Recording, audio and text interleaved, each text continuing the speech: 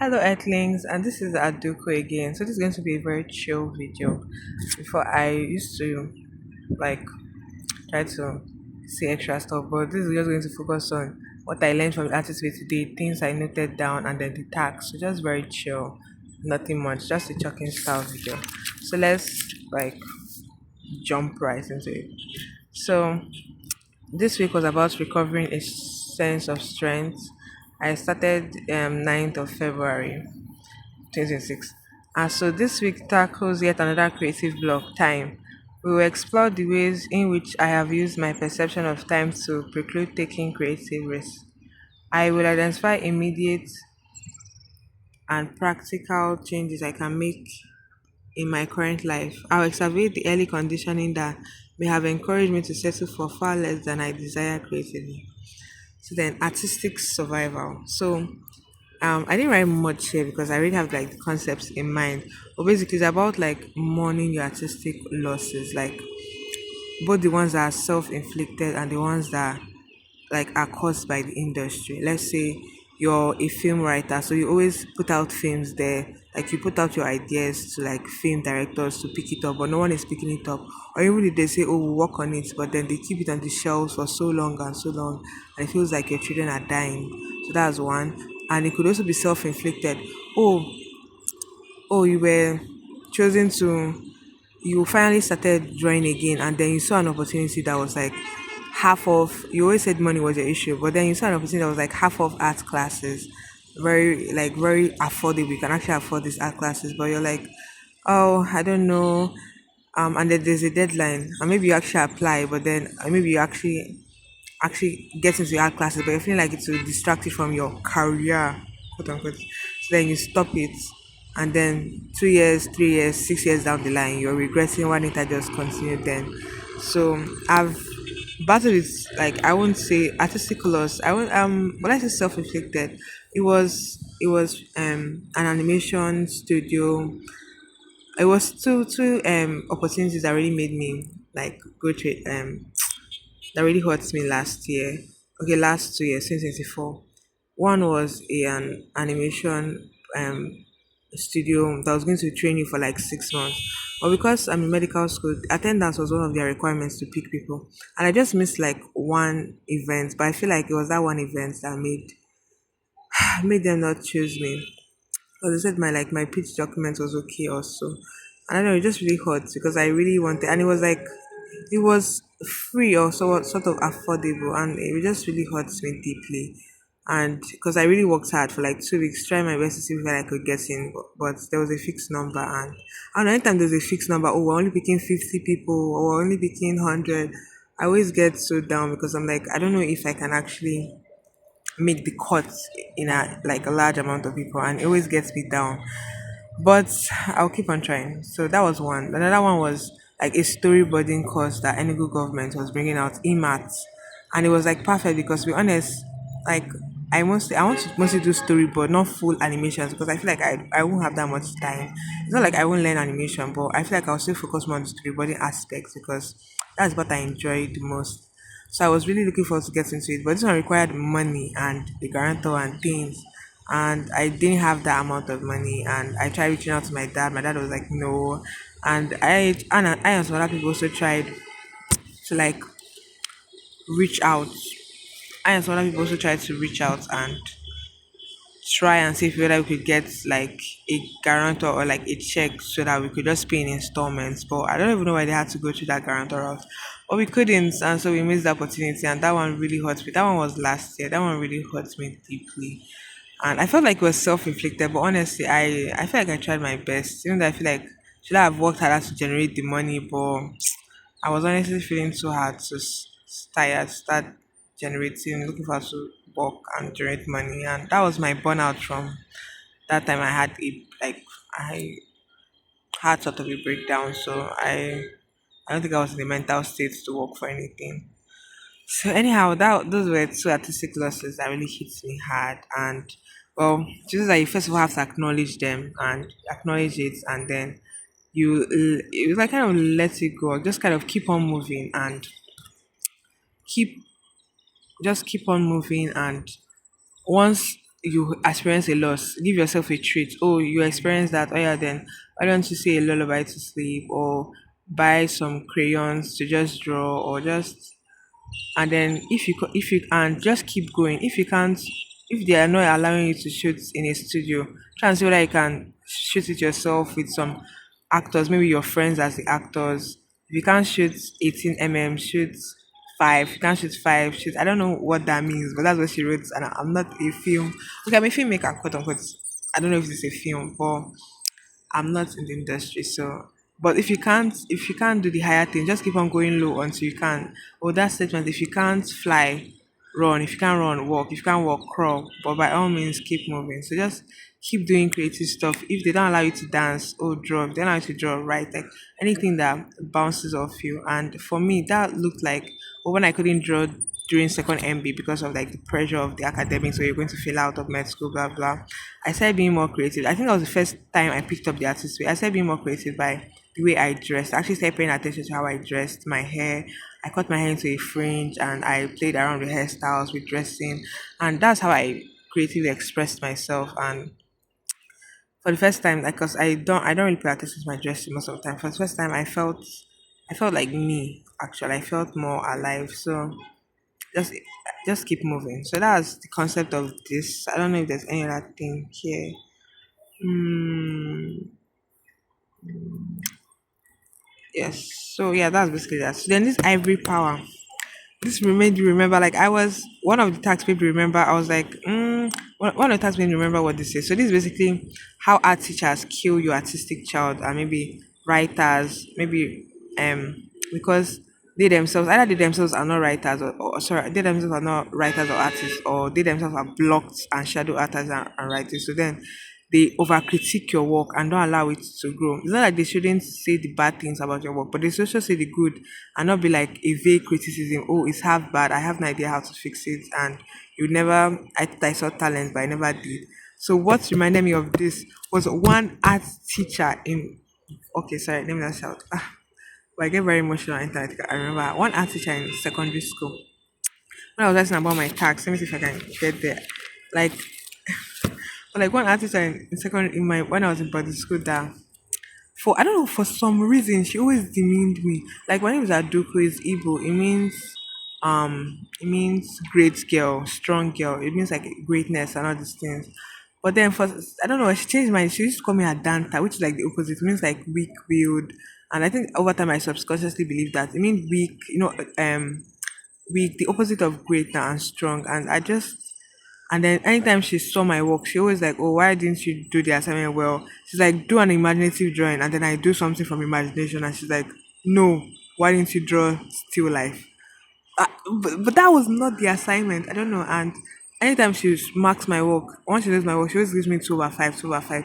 And highest, I think I've gotten only like two threes. And one time she was going to give me four. I was seeing her about to give my work four. But then she looked up and then I think she realized that it was me. And then I saw her change it to either, and that's when I knew that this woman was doing it on purpose. And I don't know why she had it out for me. And but then when it was with my mother, she was all like coochie coochie with her. She was like, "Oh hi man," and I was like, the betrayal, the hypocrisy, like very annoying woman. So yes, art teachers, don't allow them to kill your vibe. I'm not saying, there's some honestly very beautiful arts and writers and film teachers out there. But if you at any point in time you meet yourself under one of these people, don't allow them to suppress your creativity. Just take the good things you can from them and bounce, because I just, and if you're an art teacher, and you feel like you'll be blocked or anything, please don't take it out on your students. Try and unblock yourself, and try and be creative. Please don't hurt your students' growth. See for things. Then gain disguised as loss. So basically, that's what this whole concept of artistic survival is. Um, Let me try and explain, like, thoroughly what it is. So let me try and see it close so you can see the words, so I don't have to read them all out.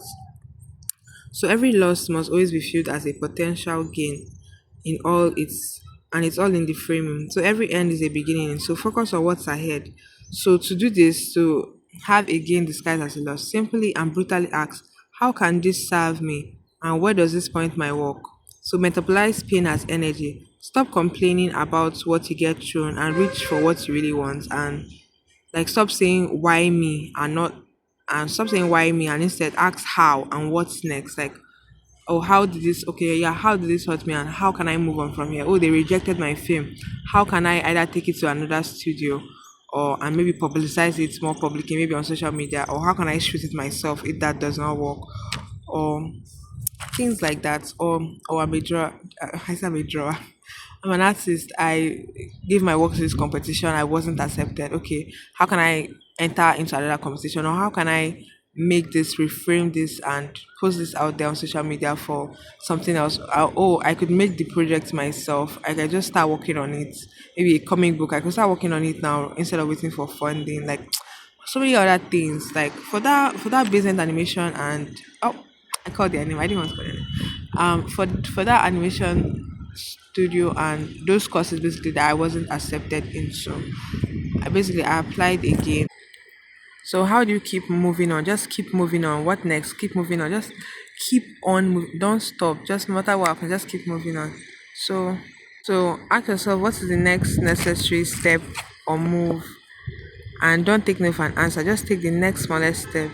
So the key for career resistance and self empowerment, as for a long and successful career, is choice. Like you always have choice to keep wallowing or choice to just do the next thing and keep moving on.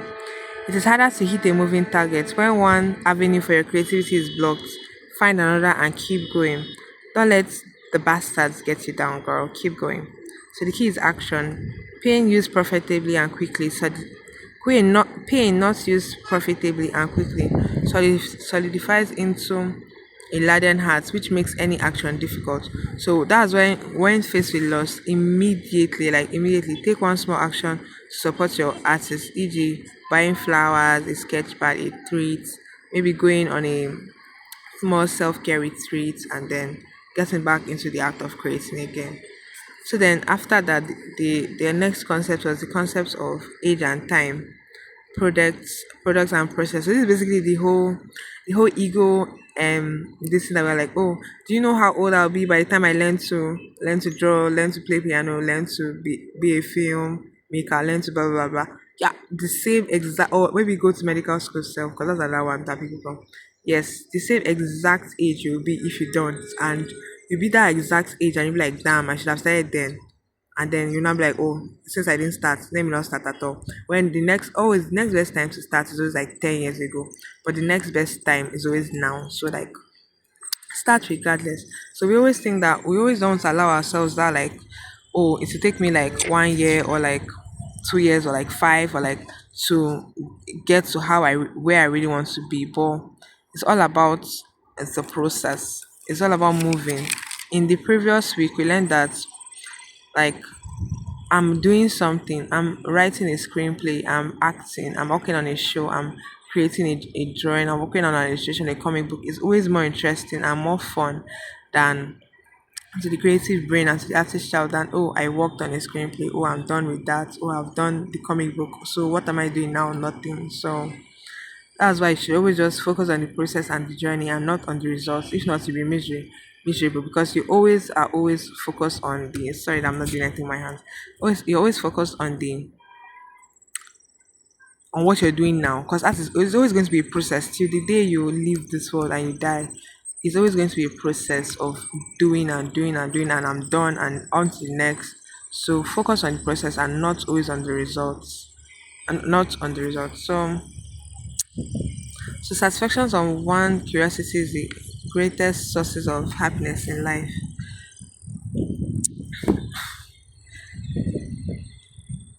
So you have to have confidence, humility. This is another concept I learned from Think Again by Adam Grant. A very good book you should read. It's about rethinking, on learning and thinking like so you can form new opinions and not be like all those old men who have opinions of the past. So you have to have the confidence to fail. I also learned it from first as well, and the humility to learn.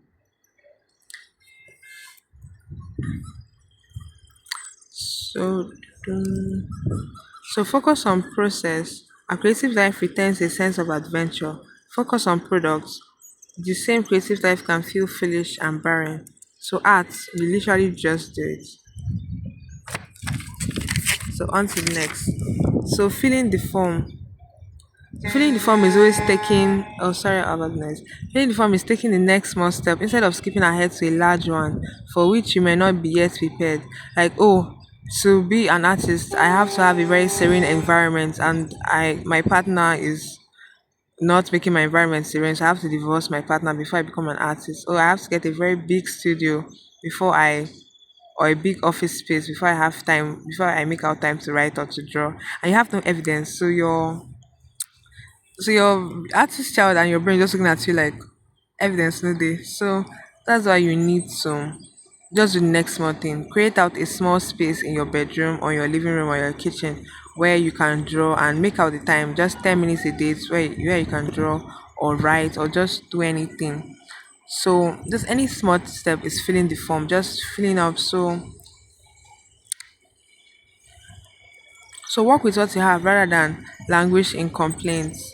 So the best actors who gets works are the ones who are always working, whether they have work or not. Like you have to keep on doing stuff. So it works hand in hand with all of them just work hand in hand because it's getting a concept of strength, and strength is not merely the absence of weakness or absence of adversity, but the ability to pull through even when everything around you is wrong. That's strength. That's what I believe strength is. So yeah. So instead of, oh, I've not been drawing for so long, so you don't try to make up for lost years by doing everything at once. Make tiny changes to fill the form. So and also we learn by going where we have to go. So now early partners, this is the exercise that I did that made me remember some of this stuff. So it's basically like many of our present day losses are connected to our early conditioning. So I don't know if I want to go because this is a bit personal, I think. So I won't go into like everything. This is for me to like go through later, but I would go through some of them. So let me see which one I'll go through. Yes, and also we also have to remember the positive things. So yes, this was the point where I remember that teacher was very honest. Like I was like, how could she was so annoying. It was so annoying. Anyhow, let me get into some of it, just some of it. So as a kid, I thought my dad taught my arts. Like I never really showed him to it to him, so he never really had an opinion. And so I just assumed because he's a very like non-mediocre, always you have to be excellent, and kind of put like a bit of pressure on me. So I just thought that maybe he wouldn't like arts, like, and you think that I'm being not necessarily childish, but like maybe wasting my time and when I should be focusing on medicine and all that. But funny enough, when I showed him my arts, when I told him I wanted to get a tablet, like 2020,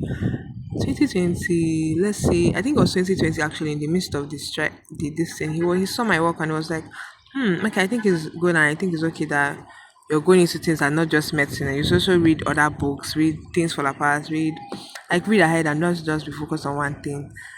Yeah, though later on, due to my this breakdown, he was like, I should take a break of arts for a while till after I'm done with medical school. Then I can go all in, but I can still do it as a hobby. And he just doesn't want me to do it as a business, at least not yet, or as a more like it should not take much of my time. It should just be left as a hobby for now. That's what he thinks of it for now. So that early conditioning really made me believe that that's one of the things that made me like not go into arts and yeah on time. So, and it was assumption, can you imagine? Anyhow, so that was that. My mother was actually kind of supportive of my art when I showed her. She's always asking like, "Oh, what was it?" So she didn't really have like a bad thing there. So the person who I remember believed in me was Miss Lovett, like this teacher. And oh my god, I just remembered something. The previous to this is that when I was a child, there was one time I primary school. This teacher was like, I will give the first three students a gift, like the first three positions a gift. And I worked really hard because of that, because he doesn't want gift and validation and all that. So I got that and I got third. I think that's the highest position I've ever gotten in my life. But then I told my mom and then she doesn't really remember. And she's like, she doesn't, she, it now makes you think like, I remember it wrongly, but I vividly remember her being like the person that got first. They have two heads, and I was like, I don't know. From that, just as a young child as I was then, I was just like, if I could do this and put in my very hardest, and it's not good enough for like her or like anybody else, then I believe that I don't think it will ever be good enough, and I'm not ever going to put in so much effort again in academics or anything. I don't know how. I don't. That just framed my entire self belief at that age, and I was just like, I'm like, instead of being the gifted child, funny enough, I ended up being the opposite for like the longest time. I was like, I'll never put in effort again. I just stopped. So I just stopped putting effort in academics and all that. And yeah, it really hurts me to be honest. So just that made me believe in myself and start putting effort academically again instead of just breastfeeding was Miss Lovett.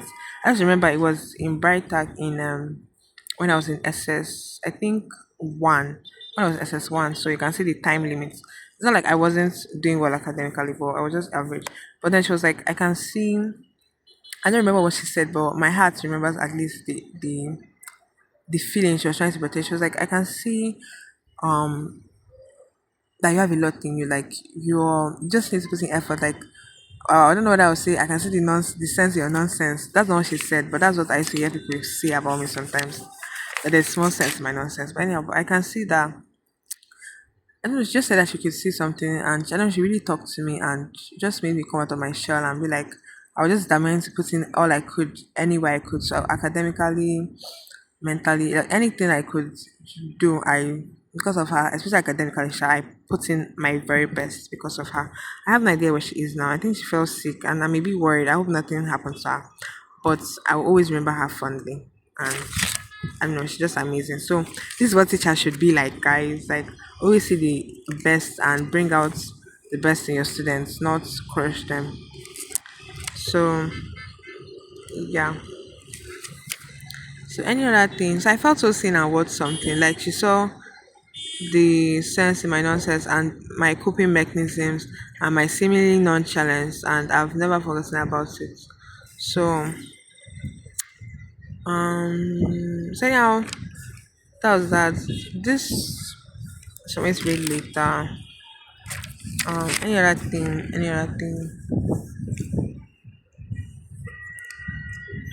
If anybody wants to stop and read any of these things, I guess you're free to. Um, then affirmations. To be honest, I didn't really go through my affirmations this week. I just went through them. I didn't go through them every day as I was supposed to, but I went through it in my previous video. That's my week 7 video on things you should do on affirmations, creative affirmations, and more to create more. That video. That's why I went through this so much, and I go through it like almost every day instead of reading through the books. So go search. My task for this week was go search. I really enjoyed this one. So it was basically like over a period of 5 years, 3 years, 1 year, 1 month, this week and now.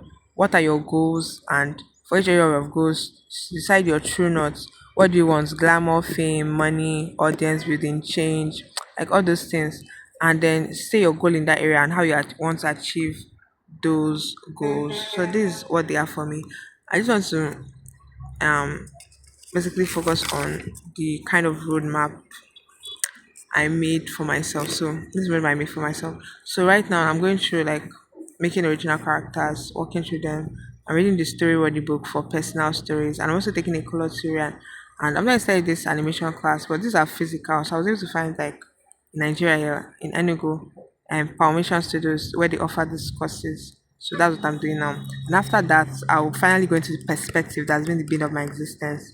Maybe I'll planning to go through Marshall's and Van Delft's 1919 something course, draw a box, maybe frame perspective, just any or perspective made easy, anything that could help my perspective. I'll go into that, and I'll be applying it to maybe comics and storyboards and all that. Then I'll go into composition. I'll go into a storyboarding book, then a children's book course which I was taking that made me made my first. I know I think about it. That's probably my first original character that I drew out by Siam was my first children book illustration character. So Princess goes to school. You can find it on my I'm not posting it on my Instagram. I'll post it on my Instagram. That will be my 100 posts. You can find it on my Instagram now if you want to. then I'll go to a character design course because I think I want to. If I'm working in the industry, I think I want to go into character design and then storyboarding. Those two things, like freelance with that. Then apart from that, I want to work myself. Then a comics course, then color and light because my color theory. Apart from this color theory class I'm taking now, and I still want to get into color and light because that really like it really helps your work to like such a like mastery level when your color and light is accurate. Even though your work is very simple, but your color and light is on point, mind guy, your work is crazy. So then I'll go into comics, then children book illustration. Then I think I'll start looking for how I would illustrate children's books, like actually putting myself out there. That doesn't mean I won't look for work in the midst of all this, but we'll see how it goes. We'll see how it goes. But in the meantime, I'm making story time animations and OC videos and all that. So that was that. That was that for the tax. That was like one of the most important tax. Then this new childhood one is, oh, if you could envision a childhood where you were nurtured and everything went well for you, imagine that on paper and then how that would change your life and what will you be doing now and reparent yourself in that area. So that's what that one was. So my basically mindset was that I'll allow myself to explore. I'll be a good leader because I used to run away from leadership positions, but I think from now on I would actually try to be more of a leader and take on more leadership positions. And I'll be decisive and explore options freely before picking because I used to be indecisive and I won't explore options. I'll just pick randomly or and then just well, it should be bad though. Then color schemes. Okay, this is one that I'll read out because I really enjoyed this one. I wanted to color this in, but I didn't really have the highlighters, and honestly, I forgot. I have markers. I should have just done it with markers. So let's go. So pick a color and write a few sentences describing me in the first person. So I am blue, bold, calm, bright, the color of the sky and calm waters. I am cooling and refreshing like a shower. I am above, shining bright above the earth everywhere in nature. I am full of different unique ideas, creatures, and concepts like the sea. There's so much to explore within my mind and planets, Adukud, and which is me. There's a whole lot lying beneath the surface I need to excavate, that's like dig through and follow. Then I am yellow, the color of the sun, a bright, whimsical, happy personality, constantly shining and drawing others to me and giving them and myself much needed warmth the world needs. I am bubbly, I am noodles, wiggly and free. I am pink, the color of bold and soft femininity. I am fun, not afraid to be who I am and female, to express myself how I desire. I'm everyone's secretly, or every girl's secretly favorite or hated color because of society. I am misunderstood. I'm despised sometimes, but with healing I'm okay and everyone needs healing too. To freely muse, oh my Jesus, I never understand what I wrote here. To freely use from this okay so to free ourselves from the societal expectations they attach to femininity, but we will be okay. Pink is femme, pink is me, pink is fun and whimsical and free and expressive. Pink is me. And then I am green, one with nature everywhere, and I learn from it. I also really like green. So what's my favorite color? Before I don't really have a favorite color, and I think that was one of my poor personality traits, and also showed how indecisive I used to be because of like my parents used to give me like different will I say instructions sometimes and they'll contact each other and I will not be like which one do I choose and anyone you choose you're like sort of between the other person and then oh they'll be against you for it that kind of thing before. So but anyhow I think I'm starting to have favorite things. So my favorite color right now at this moment is blue. But then second to that is pink, second that third to that is yellow and then maybe green and then other colors, I think purple. But then, so now I really like blue, and I'm wearing blue, and I don't know, I have a lot of things that are blue actually. So I like blue because I think it's also a very firm color to be honest. Like I think it used to be the color of girls before the switch, and it used to be pink for boys, blue for girls. I think that's why I really like duality of things. That's why I'm really in tune with both pink and blue. So I have it in clothes, pens, hair accessories, and my entire room was blue in first year. That was my. It was actually a mistake. It was supposed to be purple, but then the person brought blue, and we had no choice as a room, so we painted it blue. So that was that. But I do need more pink things because I really still like the color pink. I have a pink dress. I would like to own more pink things and also more yellow things as well. Also, I think I have a lot of greens. So I like to own a lot of things of my favorite colors. So then style says 20 things I would like to do. I won't go through this, but I can just pan across. Oh yeah, I like to learn singing, voice acting, calligraphy, storytime animations, maybe photography. Go to the movies. I've been wanting to do that. Go swimming, art events, yada yada yada yada yada. So then for my checking for this week, I did my morning pages 6 out of 7, and some days I just did like one page rather or a few lines, but then consistency over intensity. So it's better than nothing. But these I did do three. I was able to walk through some issues like my spending habits. Oh, I wanted to start reading the Bible like 10 chapters a day, but I mean Psalms and Proverbs, and it just felt like I was not absorbing the wisdom and information I was supposed to, and I was just wasting time. So I wanted to keep on going because everybody's like, "Oh, you should finish the whole Bible or Testament before reading deeply," or blah blah blah blah. But I know my spirit just felt my tune. It's like digesting it slowly. So like that's what I'm doing now. So I deleted all my reminders and I'm just reading it like maybe 1, 2, 3 chapters a day, anyhow as it goes. So my artist dates, I've actually not done it. I'm supposed to go swimming today, but it rained yesterday, so I don't know if the pool is clean. I might not go if the pool is not clean, but that's just been my artist date today. I've gone swimming before, but like once. This just reminded me of the story that in boarding school. I wanted to go swimming, but I had I don't know, ringworm was spreading in that school, so I had it, and then I wasn't able to go, and it was an excursion, and I was really sad. That's why I bought my parents bought my swimming trunks for me, and last year for my birthday, I was finally able to wear that swimming trunks to go for swimming, so I was very excited. I think that was for my 20th. No, no, that was for my 21st. Jesus, I'm old though. I think I'm turning 20 this year. Damn, I don't really remember what I did last year. I was just healing from that burnout and all that. Anyhow, so my synchronicity this week was there was a fellowship. I wanted to learn video editing. I've been looking to learn. Honestly, I paid for a course, and that's kind of the spending habits. I didn't wait to like think and analyze because I'm still owing some good things. But anyways, the advantage is I self-paced. But then this fellowship came up, and I wanted to join a fellowship. So and then it was a fellowship on video editing, and they only going to pick 50 people. So see you when I get in. Let me not speak any negative things. See you when I get in. So we'll see how it goes. Then issues this week. I've been feeling that I've been falling into like previous addictions and temptations. So of my past self.